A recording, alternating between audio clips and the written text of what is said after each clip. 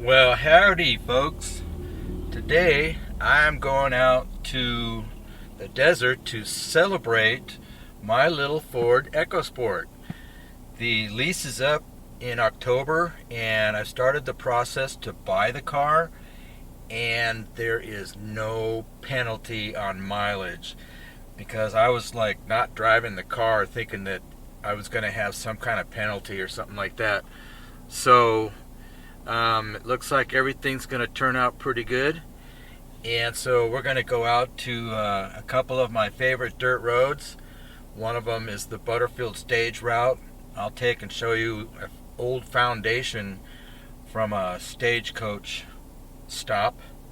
And also going to check my favorite dirt road out there to see if the huge storm that came by rearranged the dirt road. So this is all going to be very interesting. So I'll see you when I get there. So here we are, we're setting off, and right now in Alpine, California,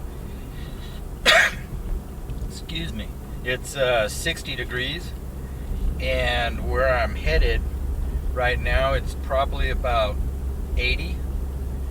Expected high about 102. So that's going to feel really good on my right hand because that damn arthritis is kicking in. And that's my camera shooting hand. And I got to take care of that hand. And then my left knee, it needs some heat.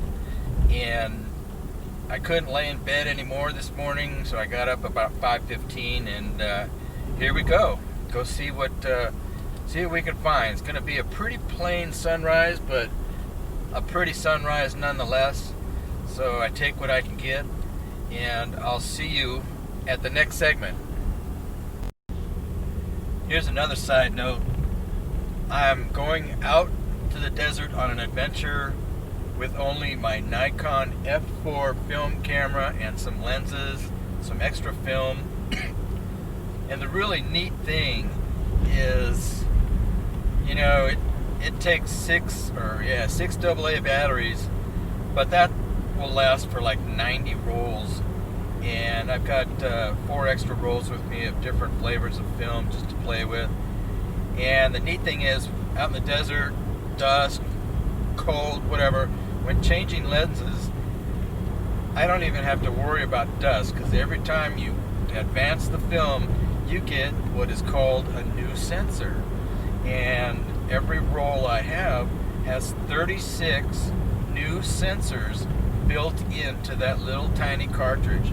Talk about high tech, And so I will be using the Nikon all day, and I think after these rolls are used, I have some more film at home that will need to go off to the developer. And what I do is I get just the negatives back.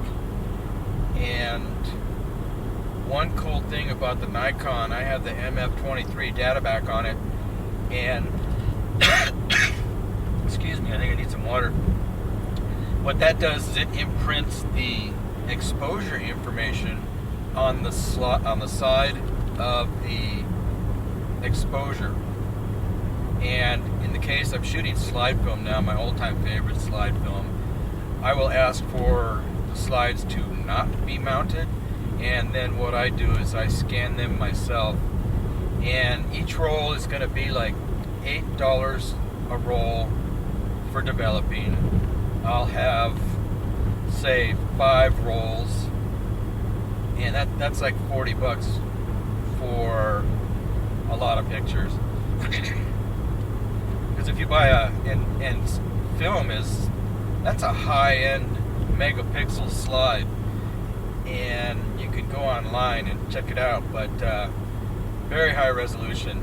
So to get kind of like the same thing in a digital camera, you have to spend about $3,000 for a high-end 35mm size sensor camera or medium format. And just think how many rolls of film that is. But anyway, I jibber-jabbered enough, so I'll see you at the next segment. Here we go, smack dab right into the sun. That is so amazingly annoying. But looking pretty cool out there. And anyway, that was just a quick note. Well, here we are, back in the desert again. Yep, this is one of my favorite roads.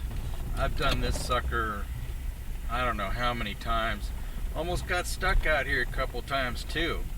So we're gonna go see just how much the road got washed out from the rain. Now, poor little camera really gets vibrated on this road, so I kind of hold it, and it's using digital and mechanical stabilization. I wish I could like instantly pave the road and then unpave it, you know, like use magic or voodoo or something. That would be like totally cool. So let's see here. I'll get back to you in a few minutes. So the road is as it was the last time I was out here. Looks just the same. I guess it's been looking this way for thousands and thousands and thousands of years. And there ain't not nobody out here. I see a couple of tire tracks, but isn't Monday, let's see, Labor Day? So I expect some of the more hardcore campers out here, maybe with their RVs and stuff like that, to come out here. So I'm glad I'm enjoying this day out here without a whole bunch of people out here.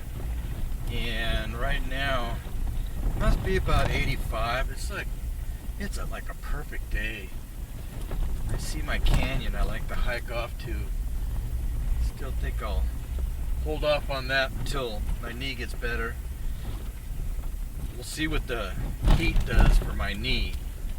And there's this cool place that I like to stop, and I am going to camp out here when the weather mellows to do some astro shooting. I see my big rock on the left, that's my landmark. And here we go. Let's turn on the blinker. There we go. Let's turn on the blinker. They say street legal vehicles out here anyway, so it's a good thing I got blinkers and stuff and brake lights.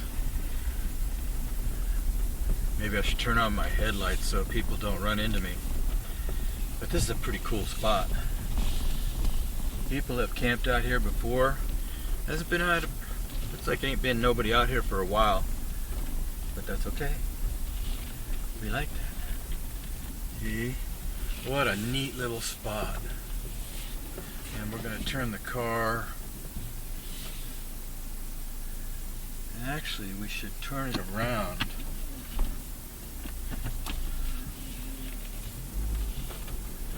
I'm going to come in from the other way.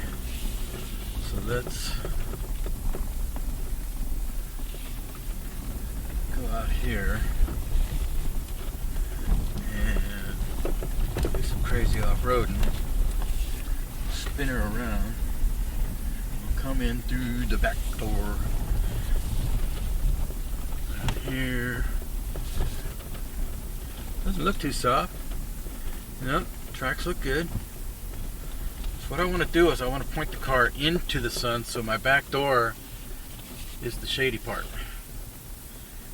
And that's what we'll do right here. Point. So here we are for a while. I'm going to get out, do some hiking, and I'll take you along with me. So I'll see you in a bit. Alright, so I think we're ready for a hike. And here's my Nikon film setup. You can see this is kind of like my trunk. I've got sliced mushrooms, apricots, beans, first aid kit, my own air supply, batteries, I mean all kinds of crud here. And that's my my little travel kit for my day outings. And yep, so I'm trying out the Spider holster with the Nikon F4 on the side. I don't know if you can see that, but it's hanging on my hip because it's a heavy camera, and I've hiked up into the canyons that way, and carrying that camera for a while, you get physically fit in your right arm, or whatever arm you carry it in. So we're gonna go that way for a while and see what we find. So I'll see you on the flip side. All the kids are out. They go all the way down that way for hundreds of feet.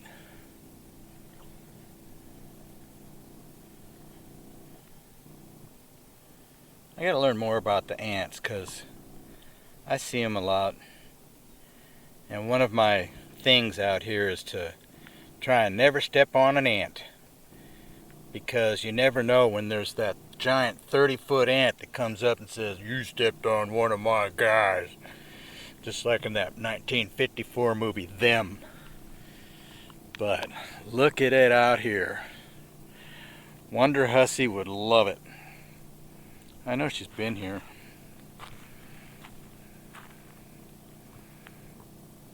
What a view.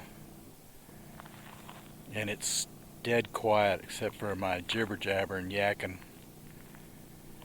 Let's go see if we can find some critters.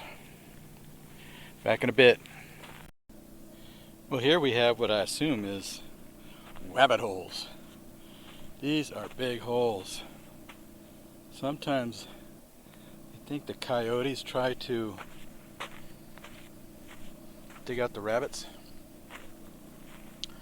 And then there's another place, it's called Coyote Wells, W-E-L-L-S, as in water well, because the coyotes dig down and they look for water, and you end up with a well.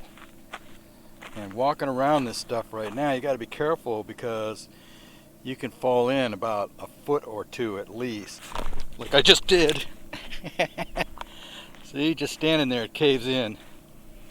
So we'll go back to semi-solid ground, but rabbit holes, might have been a bunch of rabbits that lived here, but now it looks kind of abandoned. So yeah, see you on the next segment, and watch out for them holes. Well, I made it to the freeway, and you can see that goes west toward my house. On the other side of them Dar Mountains, and then it goes east. The reason I call it the freeway because it's hard packed wash, or what was a heck of a flowing creek at one time. But I think I'm going to go east for a while and then make a big old giant loop back to the car. And if I see a bird there, sometimes birds look like, or pieces of wood looks like birds. That's a piece of wood. Well, let's see if we can scare them. Nah, that's a piece of wood. Let's walk up to it, and I'll show you how something looks like a critter.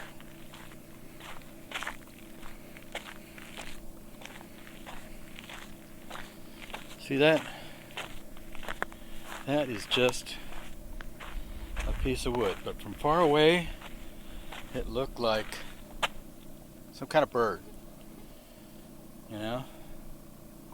So anyway, we're gonna go back to the freeway here. We're gonna get on the on-ramp, hang a left. I think the speed limit is about 10 feet per minute, so I think I could deal with that. No seatbelts required, which is really cool because I don't have any seatbelts, and I don't think I'll meet a highway patrolman out here, so I'm good with that. Anyway, I'll see you in a bit when I go see what's down here. So here's the weird thing here. This is the dead tree zone. This is so weird. This is the only place I've ever seen it. I wonder if some kind of bad thing the American military did or something like that. You know? Or maybe it was an alien landing zone. Because it's just this patch in the desert. It might be a square acre maybe or something like that. We'll follow the trails here.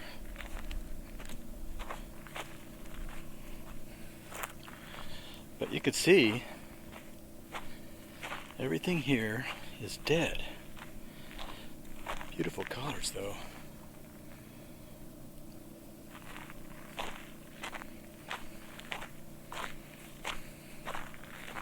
I've hiked around this before, and I haven't grown a eyeball in my forehead, so things must be semi-okay. Let's go back this way. Get back on the freeway. But I just wanted to show you the zone. The zone of darkness. In the middle of the night, this would be spooky. Because you got those things looking right at you. No snakes yet.